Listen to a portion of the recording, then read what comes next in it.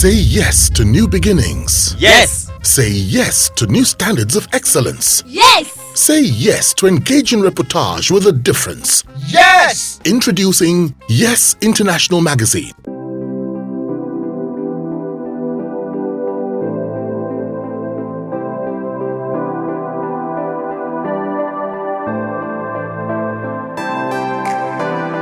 What makes a good music? Aha! What makes a good music? You see, this is a very broad and robust question.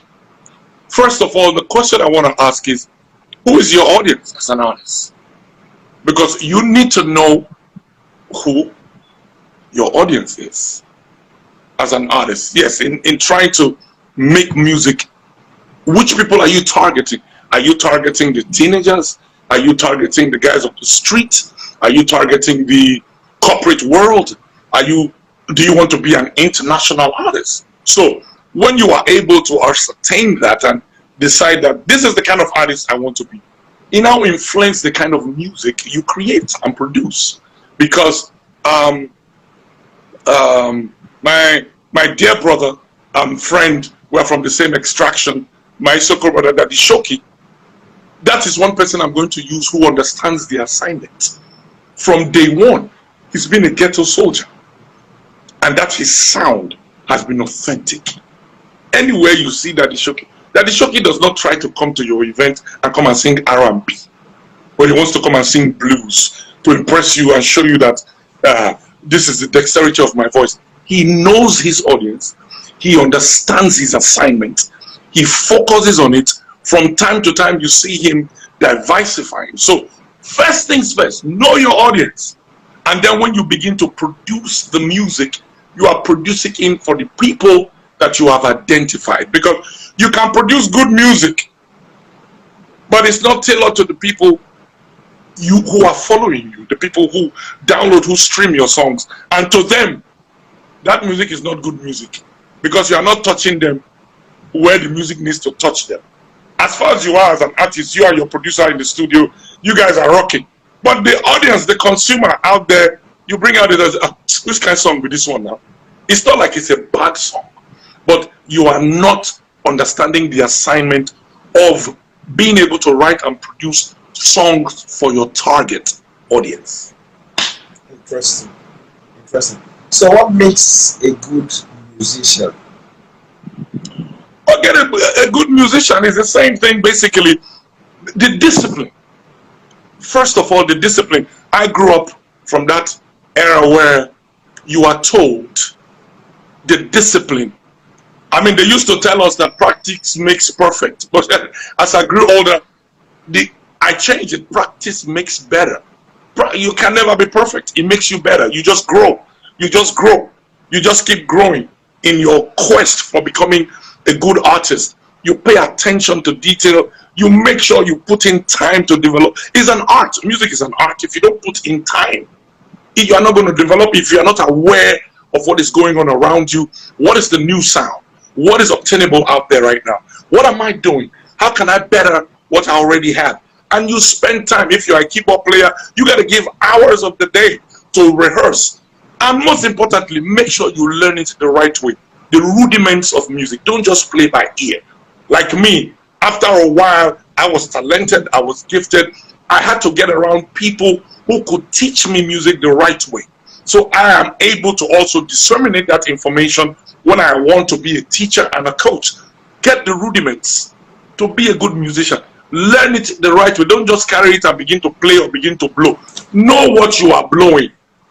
Go. There are music teachers, there are private and public ones available. Learn the rudiments so you know the process. So you are able to grow. Information is key. So then spend time. Give time to your art. If you're a singer, give time to know everything about it. If you're an instrumentalist, give time to it. Practice. Keep practicing. Develop the discipline. And listen, hard work pays, as we don't even joke about it. Because the person who doesn't put in as much time as you put in will never get the result that you get. Put in time. Put in time. Interesting. Now, what mistakes must a musician not make? As I believe in this day and age, people say to me, what is it that you want to look at in your life now that you feel you want to remove, you want to eject, you want to remove from the puzzle, you want it not to happen? And I say to them, absolutely nothing, because everything I have been through, the mistakes I have made, the wrong decisions, the wrong turns, and you know, when you are starting out, you are very young, you know, you are very heady, you are very talented, everybody's hailing you, your head they swell up. You don't listen to the advices you are supposed to listen to, the people who have gone ahead of you, who know better. Sometimes your talent gets the best of you and you just feel like, I know it all, I've arrived. Sometimes people, not sometimes, people should be allowed to make mistakes. People should be allowed to make mistakes, because a lot of the time when you make mistakes and you want to attempt it the next time, you now know what not to do, because you know how you did it the first time and you see the outcome, so you know what to do. So mistakes really and truly are not bad in itself. It's just that some of the mistakes, the experiences can be painful, they can be horrific, you might almost slip into depression. But if you just put yourself together and ask yourself, what did I do wrong? How did I miss it? How did I let my guard down? What did I do wrong? Did I get to this junction where I started feeling like I know it all and I don't need to take precautions here and there? Mistakes are good. Mistakes are good. So I cannot come here and say, what is it that an artist should do that should not do? Hey, make all the mistakes you want to make, and let those mistakes teach you and make you a better person, a better artist, and a more accomplished musician. Because it's a buffet, Azu. It's a buffet. The good, the bad, and the ugly. It's all in there. These are the things that make us better versions of ourselves every day. Interesting. Now, weeks back, Sammie Okposo won an award in the United States of America. Can you tell us briefly about that award? Oh my goodness! It is not my first international award, because I have had the opportunity to win the Cora Awards from South Africa. As the best gospel artist in Africa, I have won the Crown Gospel Awards.